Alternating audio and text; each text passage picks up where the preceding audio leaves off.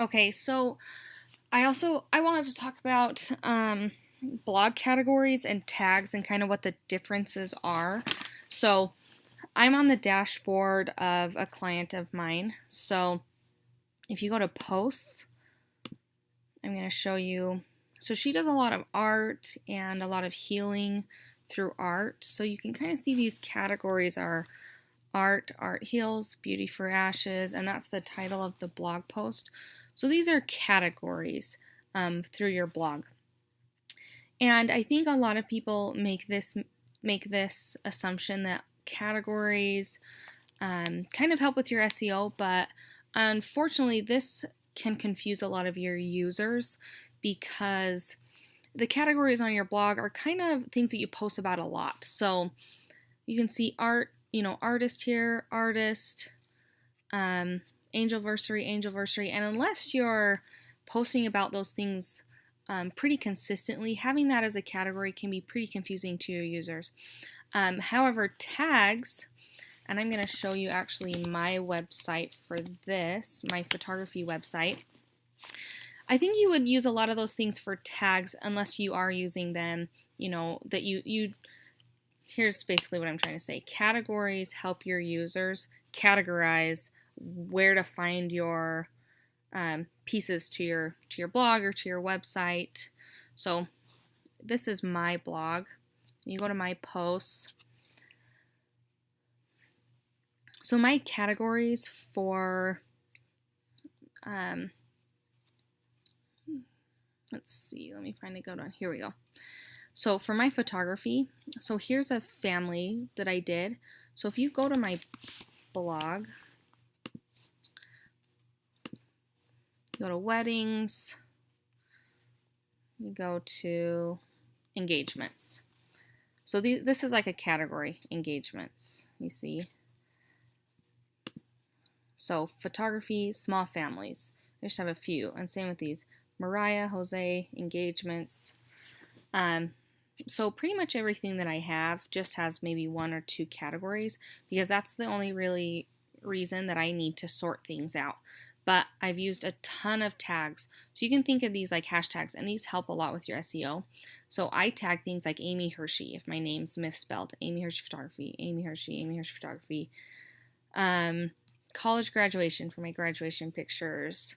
And then I also do things like wedding photographer, Weber State University, Utah photographer. So these kind of help with my search engines. So my tags you don't see on my site, but it just like I said, it helps with my SEO.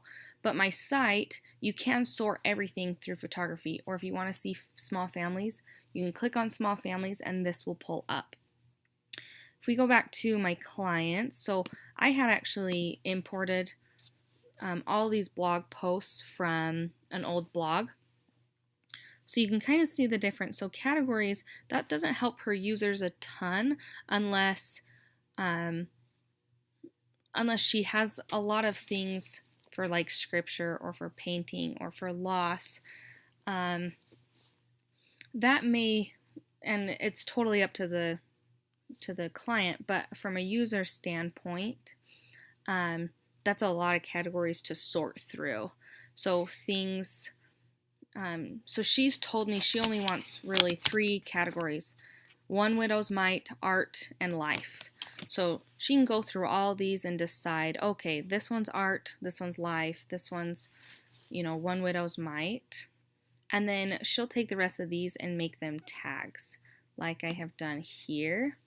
And that'll help with the SEO. So think of tags basically like hashtags that you would put on Instagram or on Facebook that would really help people find your website. So this session, the Brimley fam, they have a bike in this session. So I think I did like family pictures with bike, things like that.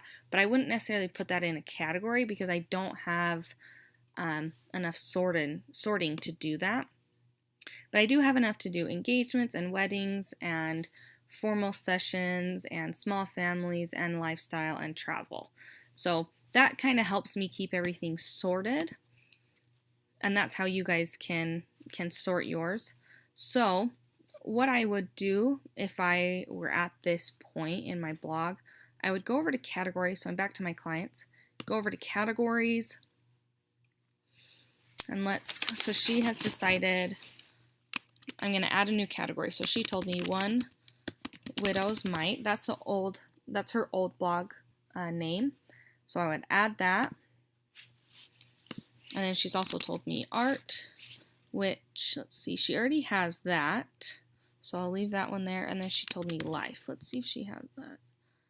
I don't think she does. So add new category. So I've added life. So this will be kind of things that she does with her day-to-day life that she wants to blog about. One Widow's Mite. This is kind of her journey.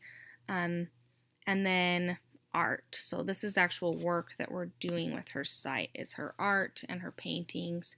So that just kind of helps sort the blog categories. So if people are there, you know, her family's there just to read about what her and the kids are doing, they can sort through her life posts. So I'll add a drop down here, kind of like right here. It'll say life, it'll say One Widow's Mite, and it'll say art when that drops down. So you can sort through the blog that way, versus having all these drop downs that maybe there's only, let's see, like 30-A only has one post with it.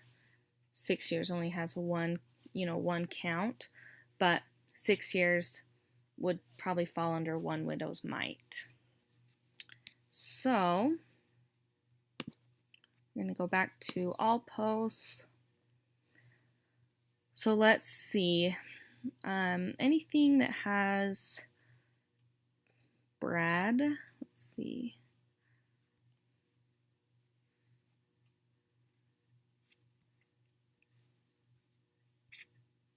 Yeah, so this has, let's see, I can see Brad Gyro Funk, and I know that she'll probably want One Widow's Mite on that. So I do a quick edit, and I'll do this.